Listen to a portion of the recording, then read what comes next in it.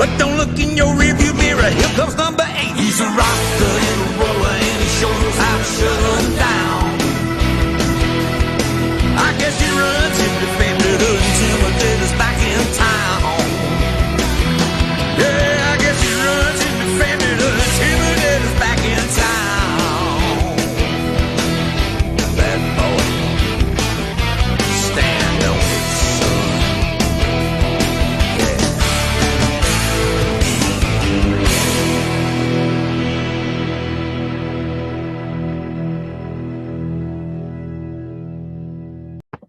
And welcome to the Nasboys podcast. Now, did you know that TLC had planned to make a reality show about NASCAR wives before Racing Wives, but canceled it before airing because the wives got along too well? Now, I'm not sure what year exactly this was pitched, but there are several articles concerning it from around 2001 till about 2015. So, anyways, guys, welcome to the Nasboys podcast. I'm your host, Mike, aka Mike Bob Fan 101, with my good friends and co-hosts Christian, aka Savage NASCAR, What's up, guys? and Cam, aka I Spy Cam. Howdy, y'all. So let's get started with the last episode before this 2-week break because of the Olympics. We're going to recap New Hampshire here, starting out with the Xfinity race. What did you guys think? Yet again, whatever comes to my mind and I go against it, it goes wrong. I remember saying last episode, Christopher Bell has a great chance to win this race. I said, if he doesn't win this race, Noah Gragson's going to win this race, and I picked Gragson. Turns out, Christopher Bell wins the race. He leads 151 of 200 laps. Dominating performance for him. Noah Gragson finished like 13th.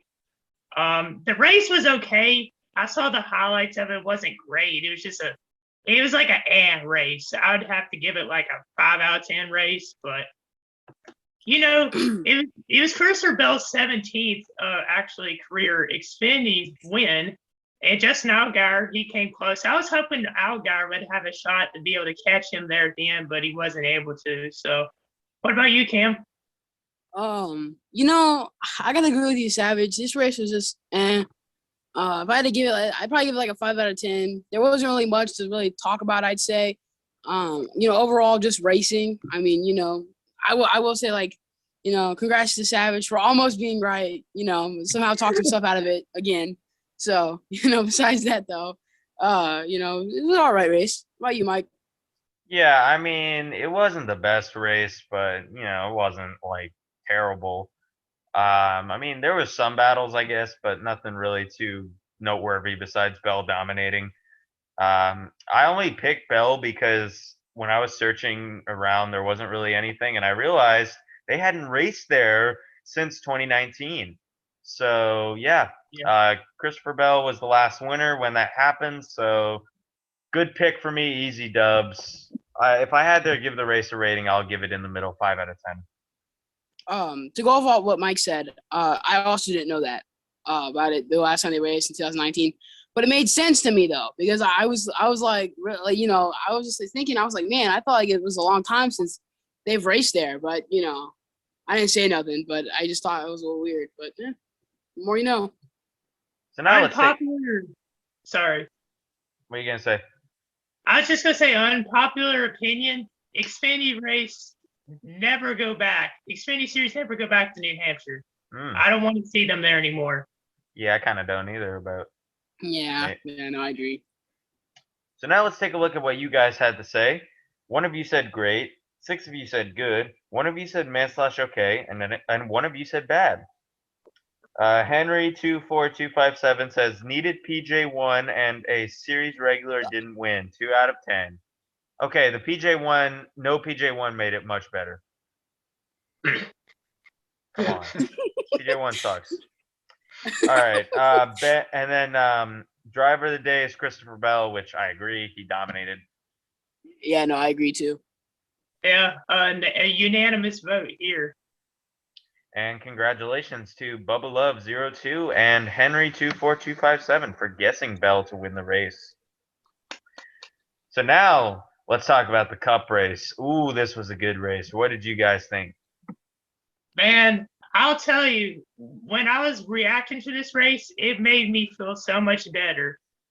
You know, going into it, I said like on last week's episode, I was just like, I don't think it's going to be a good race. I don't think it's going to be very entertaining like the last couple of years. But I was sure wrong. I mean, there's a lot of people that had mixed feelings about the start of the race. Of course, rain came down, Kyle Busch went to the wall, which is always a good sight to see. And you know, Denny Hamlin was in the wall as well. He spun around. Mark Truex Jr. You're gonna have to leave me a little bit of room in the middle of the corner. Really good. Just be easy here. Oh, we got a car on the wall. That's two cars. Truex, it's raining. Raining Yeah, in turn one. It all of a sudden started rain. All of a sudden, just started raining really quickly in turn one. Really was so shocked. But you know, NASCAR didn't throw the caution, and then there's people literally going, "They should be able to restart the race. They should be able to get new cars out." And I'm like, it was lap 7. The last time they did something like that was All-Star Race in like 2001, and that was on the first lap. This was lap 7, so you can't really do that. And there's just so many salty fans about that. But you know, the race was actually really entertaining. I thought there was a lot of the rewind action, especially on the restarts. We saw, we saw Denny Hamlin not be able to shift gears correctly on restarts, and people getting out ahead on the outside lane. Brad Keselowski led a good bit of laps. We saw Kevin Harvick out in front a couple times, and Kurt Busch too. I thought Kurt Busch might have a chance to repeat. But you know, I didn't watch it live. I reacted to it, and you know, I did not expect my G Eric Almirola to go to victory lane. I did not see that coming, and I was so happy. And for those that don't know, you should already know this. Eric Almirola is my favorite current driver, other than Chase Briscoe and Ross Chastain. So I was like, I was just so happy. Like, it made my night reacting to that and being able to look back at the highlights. And we saw most of the Hendrick drivers were up front. We saw Larson was up there most of the race in the top 10. Alex Bowman was up there. Chase Elliott was there sometimes at some points, and same thing as Byron. But I was surprised to see Ryan Blaney run up front most of the race too. He gave Brad Keselowski a couple good runs for his money. Joey Logano made his way up to the front there at the end. So Christopher Bell about had a sweep of the weekend too. He was charging fast, but they shorted the race due to darkness. So yeah, I was very happy to see Eric Almirola win. You know, they had just gone through so much this year, and to be able to see him go back to victory lane and not on a super speedway, it was just very special. And that race was definitely like an 8 out of 10. Yeah, this race was definitely one of a kind. You know, I got to see a lot of people I didn't like have issues in the race, which is always pleasant to me. You know, Kyle Busch was just great. Denny Hamlin, amazing. You know, seeing Joey Logano get up there at the end, I loved. Really, I don't mind Eric Almirola. I don't hate the guy, but I don't like the guy. Congrats to him for winning. At the end of that battle was amazing. That had me on my feet the whole time. It was a great race. If I had to give it a rating, I'd probably give it what Savage did too, 8 out of 10. No complaints. Really good race. Yeah, I thought this was a great race. First off, with the rain in the beginning, I thought that was kind of stupid of NASCAR not delay the race, but it was also very nice to see Denny Hamlin and Martin Truex in the wall. But even though they came back, and Kyle Busch got screwed out of that. I mean, I can see where fans would want the backup cars to come out, but the thing is that they're not bringing them because there's no practice because of COVID. So so screw that rule. But yeah, I thought the race was really, really good. During the weather delay, Joey Logano had an issue because there was a piece of rubber from one of the cars that was stuck where the throttle is, and apparently that's somewhat of a safety hazard, if I'm not mistaken. Yeah. But they pulled a Sterling Marlin and worked on the car under the red flag, which caused the penalty, as many of you guys know. And I both appreciated that Brad Keselowski crew member and also wanted to beat him up for giving Joey a penalty. So, but great drive. On his own team. Great drive. Great drive by Joey there. That was awesome. Shows you what an awesome driver he is. I don't care what anyone says. You can hate me all you want in the comments. Come at me.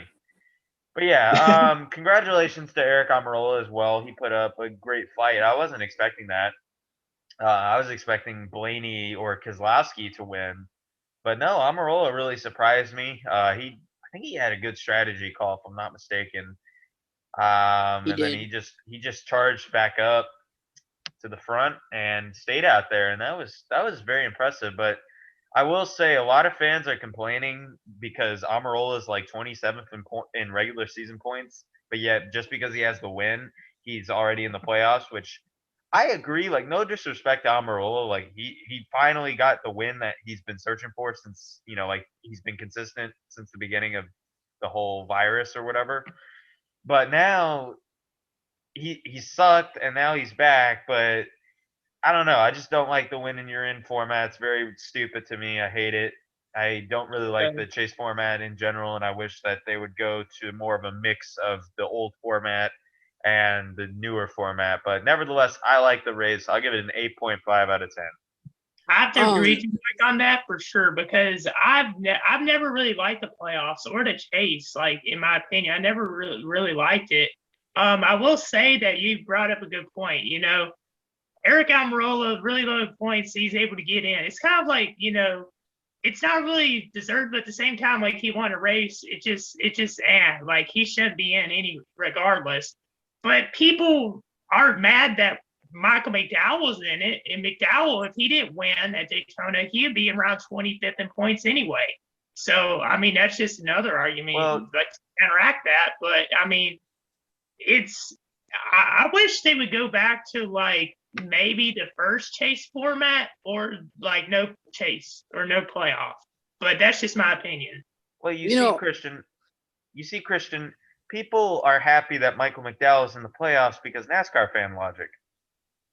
I mean, yeah, but I mean, that is a good point. But I mean, hear me out, right?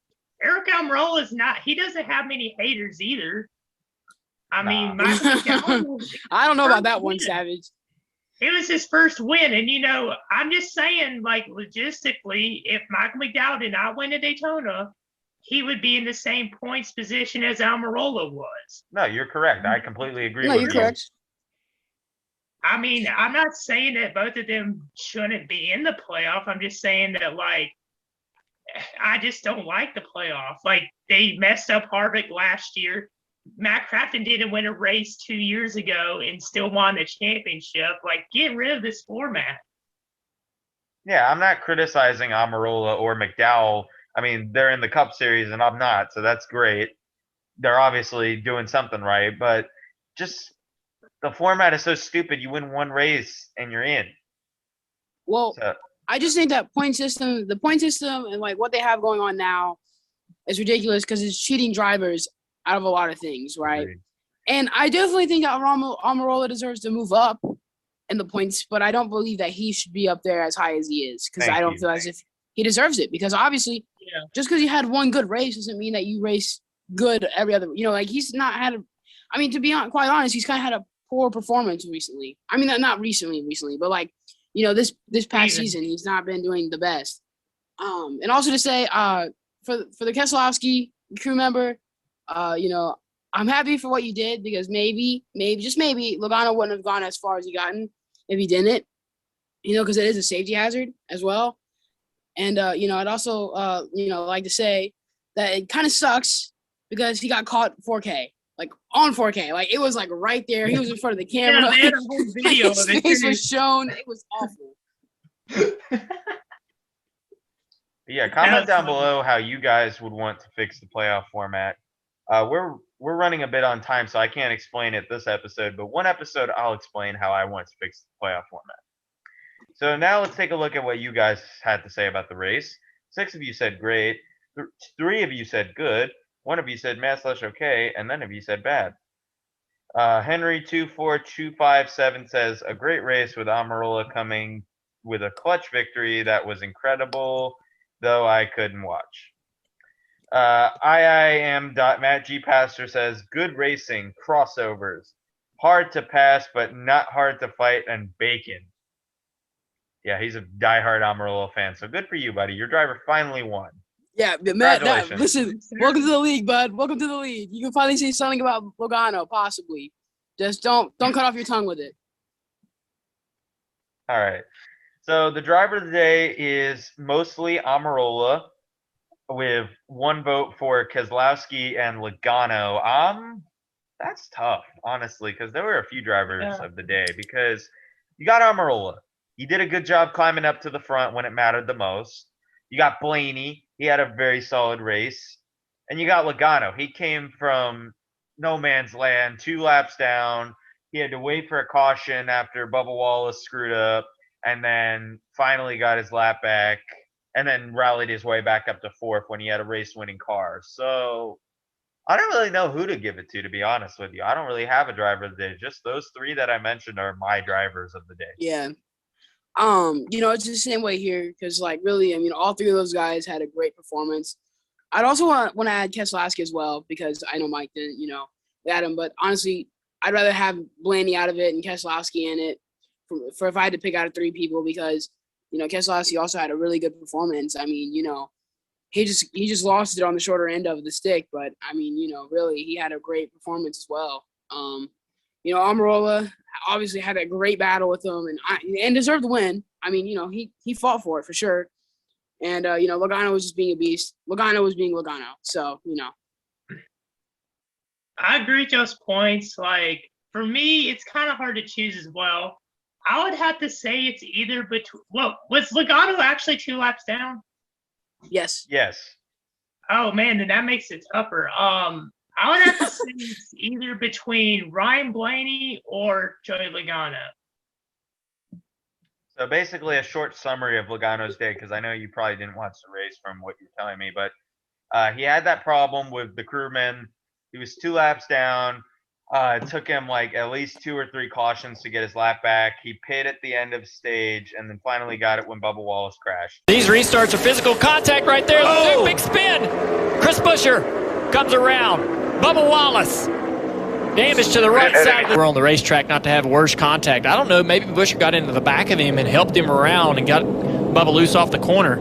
Can't really see. I feel like Buescher, there was some contact behind from Stenhouse just as Buescher tried to slow up. Stenhouse could. So that's Joey's day in a nutshell. But I got to cut this recording for the next topic. We'll be right back. Thanks. Okay, guys, we're back. So now we're going to get into the biggest news topics of the NASCAR world.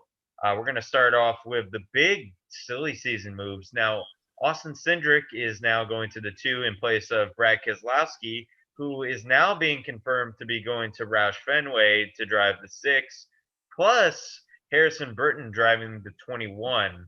So what did you guys think of those silly season moves? I've talked about this with some people a little bit. I did not like the Harrison Burton move to the 21. Matt DiBenedetto, I feel like still should have been with them. He still had a couple more years with them, and I feel like DiBenedetto had the most. He's had the most chances to winning with that team. He's done really well. I mean, he's had some consistent races. And they just replace him, and he's yet again a free agent. It seems like he can't stay on a team for more than 2 years. It's crazy. And then Austin Cindric going to 2. That was kind of surprising, but I also saw that coming because we all saw Brad Keselowski going to Roush Fenway. So that was a good sense. Like, that was a good move on Penske's part for Cindric to go to the 2 car. And Harrison Burton, he is a pretty good driver. He hasn't had much Cup experience yet, but I don't think they're moving him up too fast, but I feel like they kind of are moving him up fast in a way because I was just surprised that someone who's been with a Toyota team is going to a Ford team, and it just kind of confused me and took me by surprise. Yeah. For the first one, I definitely think that that was a stupid idea to get Harrison Burton into the 21. I just feel as if that not only are they moving him up fast, but I still think that he needs more time down in Xfinity. I don't think he's really necessarily prepared and ready yet for it. And To see De Benedetto go, I'm 50-50 on it. I still think that somehow De Benedetto was a little bit overrated. That people make him sound than he is. But that's just my opinion on him a little bit. But I do think that I like Benedetto, and I do think that he's still a very good driver. I just don't think that he is as good as people make him sound to be. So, but I definitely think that this is a little bit of a stupid idea just to rush him out like that. Cindric to the 2. I'm excited to see what he can do this year. I'm not really worried about him. I think that he's going to do fine. And then for Keselowski going to Roush, I think that was a great move, really. You could tell that Keselowski kind of wanted out of Penske, soon. So I could see that, that was kind of shifting and forming into place. My thoughts on where Newman's going, I mean, at least I'd like to hope, and my guess is that he's going to retire. And my reasons why of that is because really, I mean, when's the last time that we've seen this man put up a win? And I mean, that's really cool, soul crushing to say, but the only thing that I know he can do is be a roadblock in front of, a race, which I'm sorry to say, but it's true. And I like Newman. I think he's a nice guy, but I just think that his time's coming to an end as being a NASCAR racer. I'd like to maybe see him up there still in NASCAR, maybe becoming a crew chief or spotter or something like that. Maybe I could see him doing something like that, but I'm not really sure. I just definitely think that he's gonna retire. What about you, Mike? All right. So first off, for Keselowski going to the 6, that was very expected. I mean, everybody in NASCAR was just like, "Oh my god, so shocking!" Like sarcasm. But yeah, that's good for him. Congratulations, he's out of Penske. So yeah, I don't really have too much of an opinion on that. But one thing that he said was very odd is that he thinks that Roush is going to be the best team in NASCAR. Oh, That's a meme. That's a meme of itself, man. Oh my gosh. Good luck getting past I was your like, old teammates. I'd like to say real quickly, in the comments section when NASCAR posted it about Keselowski going to Roush, someone said it's like Groundhog's Day all over again because it's already happened. Hey, Brad, you're a good driver, but good luck trying to be better than your old team, Joe Gibbs Racing, and Hendrick Motorsports with their current lineup, buddy. Yeah. I just think you do well. Ryan Newman's soul's gonna be in that car too, man. So good luck. Yeah. Speaking of Ryan Newman, I think it was pretty expected that he was going to get out of the car. Where he should go, that's a good question. I think if they replace Anthony Alfredo, which they should, I think he could go to the 38. But if there's no ride available for him, what's the point of him just being around? He's been around for far too long. He should retire. But yeah. And for the Penske cars, with Cindric going to the 2, I expected that. I think most people did. Yeah. And with Divvy getting out of the ride for Harrison Burton, why? Why put Harrison Burton out of all people? Like, don't get me wrong, Harrison Burton's not a bad driver. I just think he needs one more year. He was like Gragson when people would talk about him going to 48. Burton just needs one more year. He's been developing. He's been doing really well the last couple of races, but the last couple of races shouldn't be where you can replace him. I think, as much as I think that Di Benedetto's overrated, I still think that he should have stayed with Wood Brothers. He's put up decent numbers. He's gotten them close to wins on tracks like Bristol and Vegas and Talladega. And they just dump him like that. I mean, like I said, I think that he's a little overrated because people love to deride him, if you know what I'm saying. But he's a solid driver. He definitely belongs on a team. Hopefully he gets a ride, but I don't really know. A lot of these teams already have their front runners, like 23XI. Apparently Kurt Busch is already the front runner in Trackhouse with Ross. So I think Di Benedetto should go to Penske Xfinity because, I mean, there's just no rides available for him. I'm sorry. I mean, he should be in the Cup because he is a solid driver, but there's just no rides. He should just do what Nemechek did in trucks this year.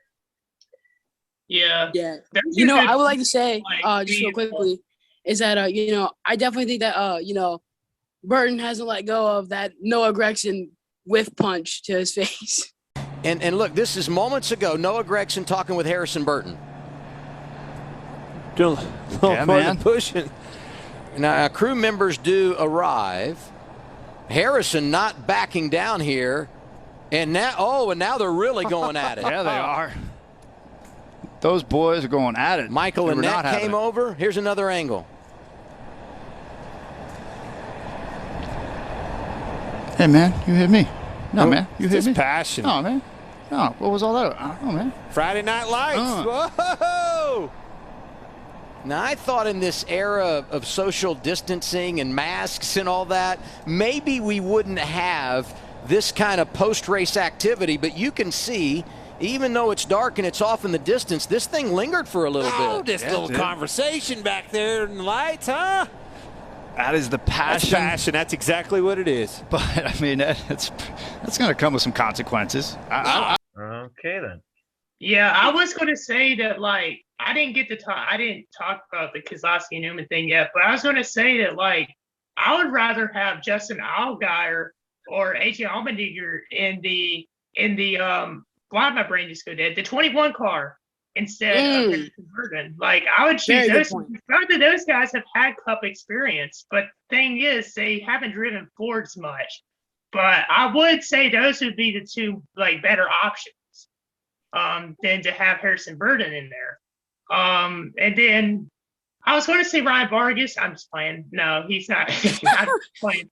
But yeah, Ryan Newman, though, seriously, like, Ryan Newman, I don't know, man. Like, he could retire. He's been in NASCAR since 2002, which is, like, almost as long as I've been alive.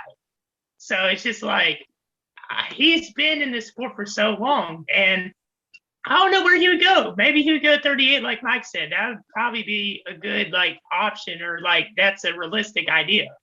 But it's crazy. I know Chris Buescher, his contract is supposed to end not this season, if I'm correct, but next season. So I'm wondering if maybe what Roush Fenway could do is maybe get a 16 car, return the 16 back. I don't know if, like, Colleague Racing owns the rights to the number 16. They do. They do. 16, yeah, if they were, like, to get the 16 back for Roush Fenway, it would be back like when they were when they had Greg Biffle. But, you know, I mean, honestly, like, Brad Keselowski going to the 6, you're not going to be doing as good as you once were. Like, I just don't see that being a good idea. I get why he wants to be, like, a partial team owner. You know what I'm saying? Pulling to Spencer Jones, you know, for Nasboys Racing and NSCS. But I just don't think that's a good idea. You know, I just don't think it's a good idea for Brad. And like you said, he's going to have a hard time getting by his former teammates. And Joey Logano, we've seen this in the past. Most of Joey Logano's teammates, on average, only spend like 3 seasons with him, and then they move on to a different team. So how long will some of these other guys stay with Joey Logano, like Ryan Blaney? I don't know how much longer he's going to stay there in Penske. You know, I'd say to say it, but I feel like that's kind of like a shot at Logano there, man. I don't know why, but, like, are you trying to say, like, you know, it's Logano's fault that all these guys are leaving? You know, I don't know. I just kind of get that sense of feeling that you're throwing shots there, Savage. All right, you might want to chill out there, bud. That stat, I don't know what that was, but I've never heard of that before, and I don't think that it's happened. Go back to the Genesis racing days, Mike. What a all wanted Logano gone. They all really did. Listen, Christian, that's as fun as a meme as when Keselowski said that Roush is going to be the best team ever, all right? Yeah, you know, you just... I mean, I do be saying facts, though. But anyways. Yeah. No, not today, Christian. Not today. Y'all didn't watch NASCAR for 2010, so y'all don't know y'all don't know about that. But anyways, yeah. They wanted Logano gone because I admit he did do crappy in the 20, but now look at him. Yeah, dude, he just came back from -2 laps and finished in 4th already after having one of the crew members screw him up. All right, Logano is a beast. Don't say he was a bad driver. Kiss his feet. Kiss Logano's feet. Back to what we were talking about. So, final topic for tonight. We got, if you could revive one NASCAR Cup team, who would it be and why? This is from Black Flags Matter. There's a couple that come to mind, and I was looking into this. One of them that I have noted down here was Dyegard Motorsports, which had the 88 car, the 22 back in the early 80s with Darrell Waltrip. Bobby Allison drove with them for a little bit as well. They had a Gatorade car, the Mountain Dew car. They were from 1973 to 1987. I thought that was a really good team. They had a lot of success in the Cup Series. And another one that comes to mind is Evernham Motorsports. I really like Ray Evernham, if I can speak English. And they had the Dodge manufacturers, which for those that do not know, Dodge is my second favorite manufacturer behind Chevy. And they had some really good cars, and I really liked it when they had Bill Elliott in the 9 and, Jeremy Mayfield in the 19. So those are the two that stuck out to me the most, to be honest with you. Of course, there's other ones that most people would say, like Michael Waltrip Racing, Red Bull, and all that, but the two I would go with would be Dyegard Racing or Evernham Motorsports. Well, speaking of Red Bull Racing, that is my choice. Oh, wow. They had electrifying racers, man. Honestly, when I looked at that team, I kind of always looked at it as like a dream team in my mind, and plus, really, it was just, I miss Red Bull Racing. All right. I just, even if, I know it's not going to be the same drivers, but even if they just came back for one season, I'd be happy to see it. But, it's whatever. What about you, Mike? Well, I have two teams, one of which is my main pick, and the other one I'm a little mixed on because, well, I'm not going to ramble on, but my main pick is DEI. DEI did not deserve to shut down or merge with Chip Ganassi as that happened. I think that Dale Earnhardt Jr. should have owned DEI, and Teresa is the Wicked Witch of NASCAR. But yeah, I think that DEI would be great to come back with. And who would the drivers be? Maybe Martin Truex Jr.? I don't know. That would be interesting.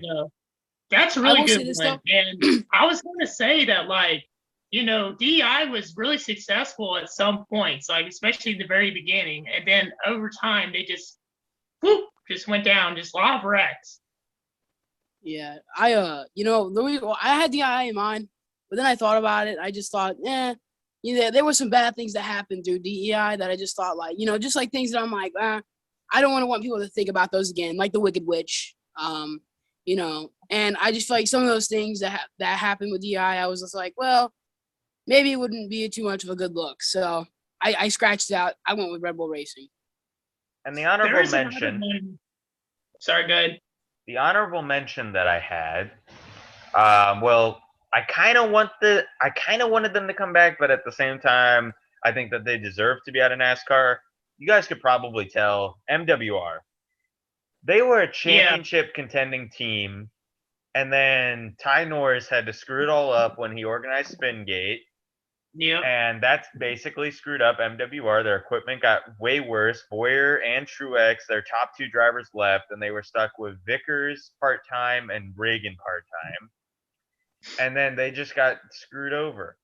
Had they not had Spingate, I think Boyer would have been close to a championship, maybe a champion, and we wouldn't have this crappy format. So in that aspect, I'm glad that they're out of NASCAR. Yeah, I like Michael Waltrip, but he did not know really. He was not great at running that team. There's cheating scandals, especially 2008. I remember, I don't know if y'all remember that 2008. They had a huge cheating scandal at Daytona. But another team that came to mind was Robert Yates Racing. They had the 28. They had Ricky Rudd was with the 28 for a little bit.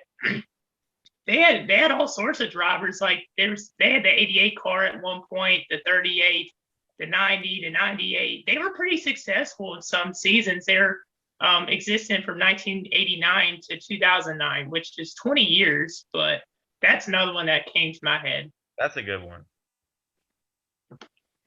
All right, so to close out the episode tonight, Like I said earlier in the episode, this will be the last episode for 2 to 3 weeks because we just want to take a break for a little bit while NASCAR is on a hiatus because of the Olympics. But if you guys want to see more of us, go subscribe to our sports podcast. Link in bio. We'll be focusing on that during the break. Yeah, we got another video dropping soon as well on this channel. So yeah, look forward to that. Definitely be on the lookout. It'll be out tomorrow It's not when this video is a uploaded. normal episode. We'll say that. Yes. So let's get into some race picks. I know the Xfinity Series is racing at Watkins Glen, so I'll start with that. I'm gonna go ahead and say AJ Allmendinger. That's a good pick. That's a really good pick. AJ Allmendinger has won at Watkins Glen before. I mean, if I'm correct, he won in 2014 in the Cup Series. He held off Marcus Ambrose to win. It's really, I don't know what the starting lineup is. Of course, it's still 2 weeks away. We don't know who's all going to be there.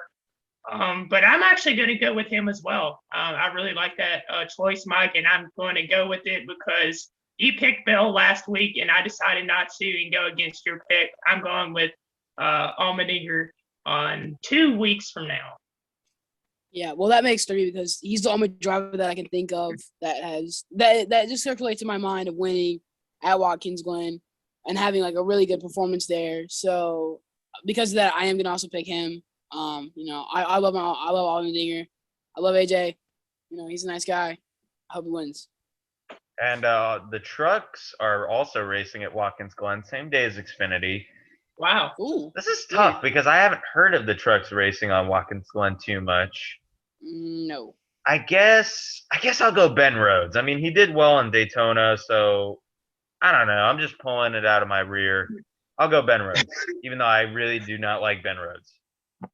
To be honest, man, I don't know if they've ever raced at Watkins Glen. I think they did once back in the 90s, but I may be wrong. I'm not really sure if they have ever, but it's going to be a wreck fest, I think. I think it will 100%. Be a wreck fest.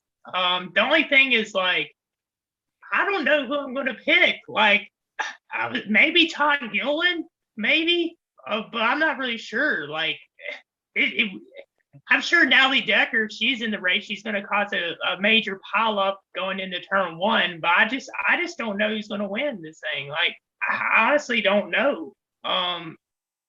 But I'm going to have to go with Chandler Smith.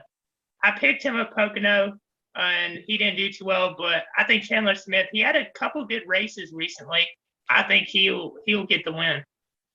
Dang it, Savage! You took my pick before I could. Oh, I did? I thought you were gonna go Todd. No, I'm going Chandler Smith as well. Only reason why I say this is because I think he has an actual shot. I mean, I will say though, we're kind of making these predictions a little early though because at this time we don't really have the list of lineups and all this. So yeah, I really don't know where he's gonna be starting from. But just taking off my knowledge, I'm gonna go Chandler Smith as well. And finally, the Cup Series. I'm going to go ahead and say Chase Elliott, of course. Of course. Road course king. But if he can't do it, then Martin Truex. But Chase is my main pick. Yeah, I mean, Chase Elliott's the obvious pick.